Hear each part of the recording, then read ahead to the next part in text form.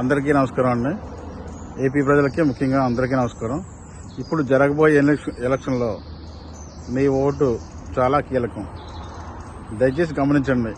ఇప్పుడు మీరు కానీ ఈ కూటమికి కానీ ఓటేస్తే మన రాజశేఖర రెడ్డి గారు ప్రవేశపెట్టిన 4% రిజర్వేషన్లు పోతాయి. మన మైనారిటీ సోదరులకి సోదరులకి రాజశేఖర రెడ్డి గారు పెట్టిన రిజర్వేషన్లు తీసేస్తారు. వీళ్ళు ఆంధ్రప్రదేశ్లో ఉన్న ఈ స్టీల్ ప్లాంట్ని ప్రైవేటీకరణ చేసేస్తారు.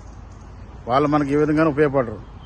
ఇంతవరకు మన వాలంటీర్ వ్యవస్థ పనికిరాదు, వేస్ట్ అని చెప్పిన వాళ్ళు కేవలం అధికారం కోసం వాళ్ళని కంటిన్యూ చేస్తానంటున్నారు. మీరు దయచేసి గమనించండి. ఇకపోతే చంద్రబాబు నాయుడు గతంలో జగన్మోహన్ రెడ్డి గారిని ఇది అమలు సాధ్యం కానీ బడ్జెట్ లోటు అయిపోతుందని చెప్పినోడు దానికి డబుల్ ట్రిపుల్ ఇచ్చేస్తానంటున్నాడు. ఎందుకంటే కేవలం అధికారం కోసం. అది దీనికి ఉదాహరణ ఏంటంటే నిన్న రాధాకృష్ణ గారు చెప్పాడు, ఎందుకు ఇది ఇటువంటి పనులు చేస్తావు, ఇది మనకు అమలు సాధ్యం కానీ ఇటు ఎందుకు అమలు ఇస్తావని ఆడే చెప్పాడు. సో ఇది మనకు ఎగ్జాంపుల్. ఇక నిన్న లోకేష్ మాట్లాడుతూ పెన్షన్ అంట 300 నుంచి 400కి ఇస్తారంట. అంటే దీని అర్థం ఏంటంటే వాళ్ళు ధనవంతులు, భూస్వాములు, పెద్ద పెద్ద వ్యాపారం చేసేటోళ్ళు, కామన్ మ్యాన్ జీవన విధానం వాళ్ళకి తెలియదు, వాళ్ళు ఎంత కోసం బతుకుతారో తెలియదు. 300 నుంచి 400 చేస్తారంట. అంటే పెన్షన్ 300తో బతుకుతారా? పక్కనోడు ఆడో చెప్తే 300 కాసారని చెప్తే 300 నుంచి 4000 చేస్తారంట. సో ఇది గమనించండి.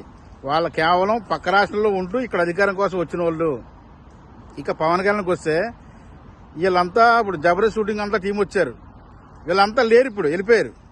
ఎందుకంటే వాళ్ళు కేవలం పక్క రాష్ట్రం నుంచి వచ్చి ఓట్ల కోసం వచ్చారు. బతికేది అక్కడ, ట్యాక్స్లు అక్కడ, ఫ్యామిలీస్ అన్ని అక్కడ, పిల్లల స్కూలింగ్ అక్కడ, ఇంగ్లీష్ మీడియం, కానీ అధికారం ఇక్కడ కావాలి. సో అందుబాటులో ఉండే మన లోకల్ నాయకులకి మీరు ఓటేయండి. ఫ్యాన్ గుర్తుపై మే 13వ తారీఖున జగన్మోహన్ రెడ్డి గారికి అత్యంత మెజారిటీ చూపించండి. మీరు జస్ట్ ఓటేయండి. జగన్మోహన్ రెడ్డి గారు will take care of the rest. జై జగన్. వచ్చేది ఫ్యాన్.